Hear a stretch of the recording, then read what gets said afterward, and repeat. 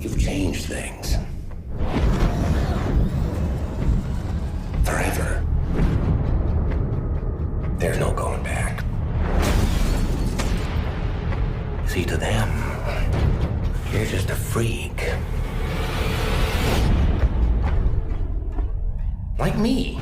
No name, no other alias. Clothing is custom. Nothing in his pockets but knives and lint. Evening, Commissioner.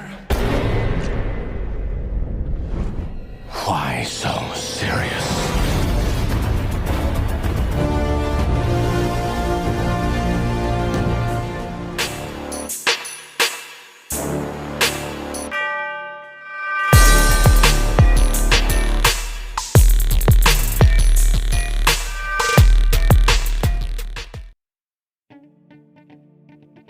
What's going on, guys? Once again, welcome back to the channel. Welcome back to Faccis Cinema as I continue along my journey of top moments in the Batman franchises.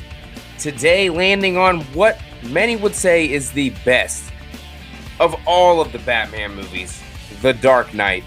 This one stars Christian Bale again, reprising his role as the Dark Knight, the Caped Crusader, and I'm Batman. Also, this movie provides us with one of the best representations of the Joker of all time. I'm talking about Heath Ledger's performance as the Joker. And I thought my jokes were bad. You want to know how I got these scars? Let's put a smile on that face. So many iconic lines. That is a fucking fantastic casting choice as well. We also get Michael Caine reprising his role as Alfred J. Pennyworth. We also get Morgan Freeman once again as Lucius Fox. This time, however, for Rachel instead of Katie Holmes, we get Maggie Gyllenhaal. Yeah, she doesn't fit in at all, but personal circumstance, Katie Holmes wasn't able to partake in the sequel, so she was recast, and I do not like the performance we got. Also, Aaron Eckhart as Two-Face. Not a huge fan of this version of Two-Face either. And Gary Oldman, classy Gary Oldman, once again as Lieutenant Gordon turning into Commissioner Gordon, finally. So, can't wait to talk about this. Let's dive into top moments. Here we go. All right, guys. A top moment in this film, obviously, it's probably a lot of people's top moment about this movie, and would have to be Heath Ledger's portrayal of the Joker. I mean, Jack Nicholson was fantastic, but I think Heath Ledger stepped it up another notch. He gave us the crazy, lunatic clown of crime, clown of Gotham that we always wanted to see. He was dark, he was menacing, he was evil, he did not care about human life whatsoever. He didn't care about doing this for money or power or anything like that. He just wanted to introduce a little bit of anarchy. Every freaking time he was on screen, he stole the show. So, obviously, Batman Begins was Batman's movie. This one was clearly all about the Joker. Batman took a backseat to Heath Ledger and the Joker, and that's just the way it had to be. He was comedic when he was on screen. Every line was memorable, quotable. It really doesn't get much better. His main purpose in this movie was to create chaos and to get Batman to break his one rule. And we all know what his one rule is. Batman will not kill. He's uncorruptible, and that's what the Joker was trying to do. And he could never get him to crack. But he was never shy about trying it. He was trying anything and everything to make it happen and just never could do it. So, number one for me, Heath Ledger's performance as the Joker. Most of these are going to be top moments of the Joker. I'm sorry, but he owns the movie. Another top moment in this movie would be the hospital scene. Whenever Heath Ledger went in to see Two-Face, who just came from getting blown up, and finding out that Rachel died in an explosion as well. So the Joker goes in and apologizes, dressed as a nurse, and it works. And that's whenever he's talking to him, gives him the gun and says, "You gotta introduce a little bit of anarchy." If I tell you, a van full of soldiers will blow up tomorrow, no one will bat an eye. But if I but if I say one little mayor will die, everybody loses their minds. So iconic. I just can't get enough. Aaron Eckhart's overacting like a ton. So, Heath Ledger got to kind of pick it up a notch and overshine him, which he does. And then as he's walking out of the hospital and he starts to blow it up and he's looking around because half it didn't explode. Like a little kid with their PlayStation. No, with their Sega games back in the day. Blowing it and trying to get it to work. Then magically, then he hops on the bus. Gotham General, destroyed. Well, that's definitely a huge top moment for me in The Dark Knight.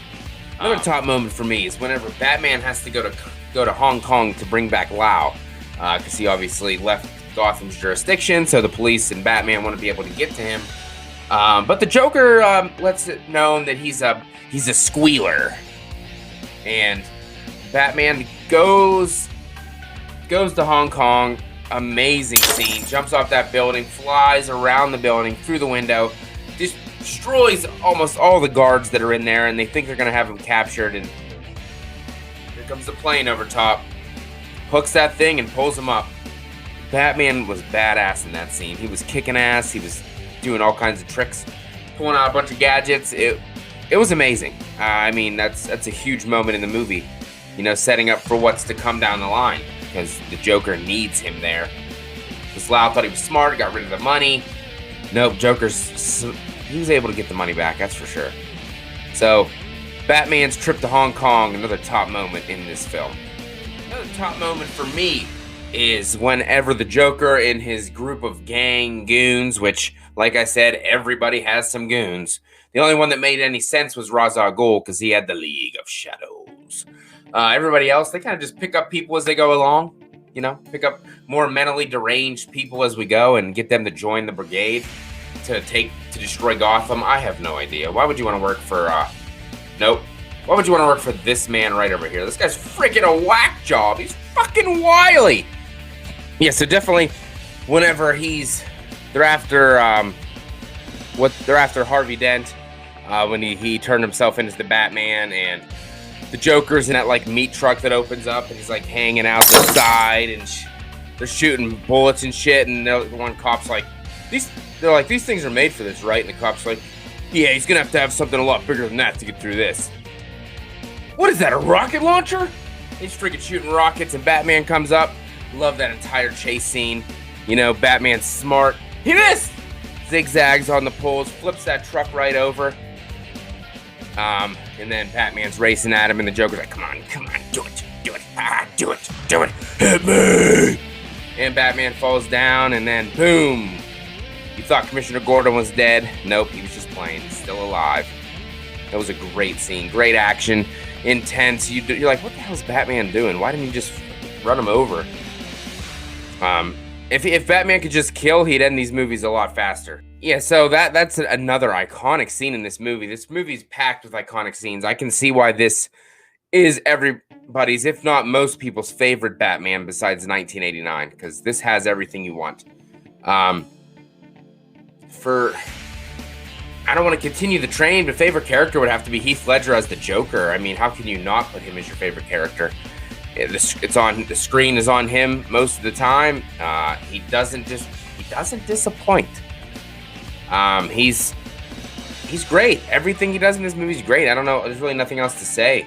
Like when he's in the interrogation room with the other cop, and he's like, "How many of your friends did I kill?" He's like, 6. It's like, "Do you want me to tell you which ones were cowards?"